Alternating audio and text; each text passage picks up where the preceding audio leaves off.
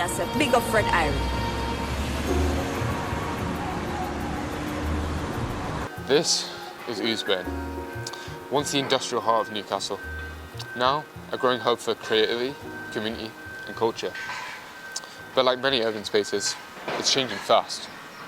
Independent cinemas, local businesses, music venues, they all play a part in shaping this beautiful community which I'm surrounded by.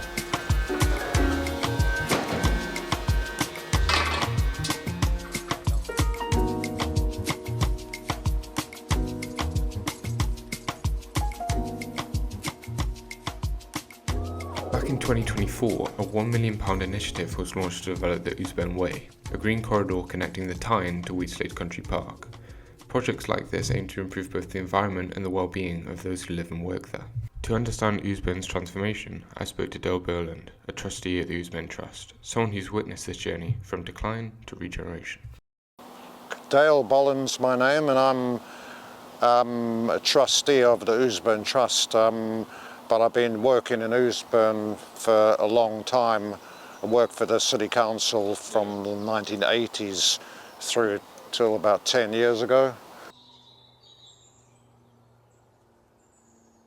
Yeah, it's changed dramatically in what's nearly 40 years now since the regeneration's been going on, and it's changed from a sort of semi-derelict area full of scrapyards and car repair stuff and empty buildings into a sort of cultural quarter, I suppose, and a mixed use live, work and play is the thing that we say about it. So there's a bit of housing, a lot more housing these days, and artist studios like that, but there's also quite high profile creative sector web designers and that sort of thing in the offices. So you know, and even with the food and drink thing, there's, you know, behind us here's a Michelin star restaurant and there's a fancy Hotel Divan, but there's also very cheap stuff, so it's quite a mixture of different things.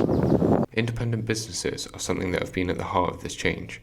Cafes, bars, music venues, studios, each one adding character and offering something unique. So we've managed to keep a lot of the old buildings, which has got implications for how much rent you can charge. You know, if you put up a new building, it's a very high rent, so the only businesses that can afford that are the national chains that you were alluding to. So because a lot of the conversions, like the one behind us here and stuff, means that the rent is reasonably low, so that's attractive to start-off businesses or to the independents. We've got a lot of independent, where we've got hardly any chains down here, national sort of things, which adds to the character of the area. People know if they come down here, they won't get the normal stuff that you can find anywhere in the country. You know, it'll be particularly Ouseburn type stuff. Ouseburn's industrial legacy stretches back to the 17th century, making it one of Newcastle's earliest hubs for heavy industry. But by the end of World War II, those industries had faded, and the area fell into deep decline. Buildings were abandoned and whole streets were demolished. You know, there's quite a lot of heritage assets down here as well. If you look across at the back there, you see that stone at the back there. Well, that's an old, this used to be a lead works, and that was built to grind stuff down and to make paint. But it's preserved, but it's overgrown, and it needs sort of it needs some TLC and some interpretation and stuff like that. There's lots of opportunities to do that, because obviously Ouseburn's a sort of historic area. It's where the Industrial Revolution started here. We managed to keep a lot of the old buildings, but there's lots of other stuff around that we need to do something about. So yeah, hopefully. It's a very complicated thing down here, because there's all sorts of different communities, you know. There's ranging from all these people I was talking about that own buildings or stuff, they are one community. The people that want to move down here are another community. And then the visitors, there's all sorts, there's people that come down for the music or come down to drink or come down just to walk their dogs and stuff like that. And then over time and more recently, a lot of people living down here now, so that's a community, and that community relates to the areas around Ouseburn, like Biker and St Anne's and stuff like that. You know, it's complicated, very complicated, but hopefully in 10 years' time, the whole place will have finished in terms of physical regeneration.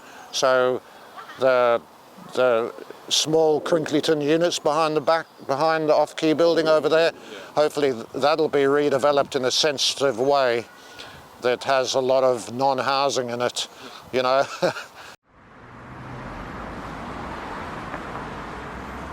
Well, I mean, I just think it's a lovely area to hang out in, and physically it's obviously spectacular, as you see from the backdrop here, but also it's attracted a sort of wide range of really interesting people, you know, so you can, you know, and it's got a nice vibe now. When we first started 40 years ago, there were a lot of break-ins and antisocial behaviour and stuff like that, so one of the first things we did was put in extra lighting and CCTV and stuff like that, and people were a bit scared to come down here, you know. Some people thought said it was Biker, and Biker's a dangerous place, but now Ouseburn's got its own name, and because we're getting so many visitors and people living down here now, people feel a lot safer, you know. So and you know, it's just a nice area to be in, but I mean, I mainly work.